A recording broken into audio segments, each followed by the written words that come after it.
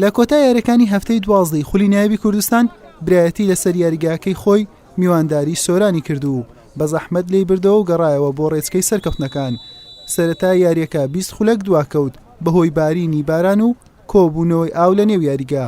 لا نیوەی یەکەم برایەتی خاوەن ماڵباڵا دەستر بوو بە چەند لێدانێکی بۆتان و دانا و شەمزین هەڕەشەی لە گۆڵی میوانەکەی کرد، بەڵام بێسوود بوو بە گۆڵ نەگەیشت. نیوە یەکەم بەبێ تۆمارکردنی گۆڵ بە کۆتا هات.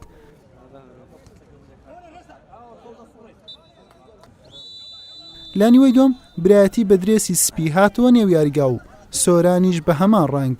دوای تێپەڕبوونی تەنها 25 چرکە دانا کامەران بربەستی یەکسانی شکاند و برایەتی بە گۆڵێک پێشخست. سۆران بە زنجیرە لێدانێک مەبەستی یەکسانکردنەوەی ئەنجامەکەی هەبوو. عەبدوڵڵا حەمەدی گۆڵپارێز هەمووی دوورخستەوە. لا خولەکی 59 شەمزین یاسین دەرفەتێکی ئاسانی بۆ زیادکردنی جیاوازەکە لەدەستدا.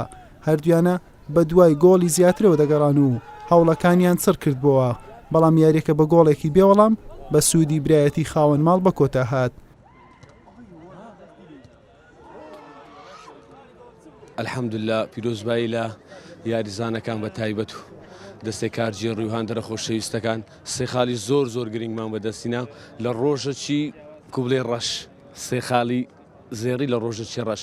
الحەمدوللا ئاستشی باشمان پێشکەش کرد و شایانی بردنەوە بووین. ئەو یاریانەی کە تو عادلمان کردیان دۆڕین ئەوانیش هەر شایانی بردنەوە بووینە بەڕاستی.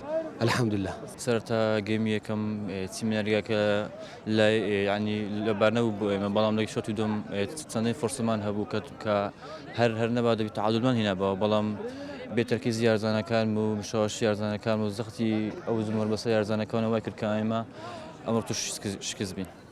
بەمەنجامە برایەتی بووە خاوەنی 16 خاڵ و لە پلەی چوارەم جێگیر بوو. سۆرانیش بە 11 خاڵ لە پلەی سێزدەی ڕیزبەندی خولیانە نایبەکانی کوردستان دەبیندرێت. حسێن محەممەد کەناڵی ئاسمانی پەیام هەولێر.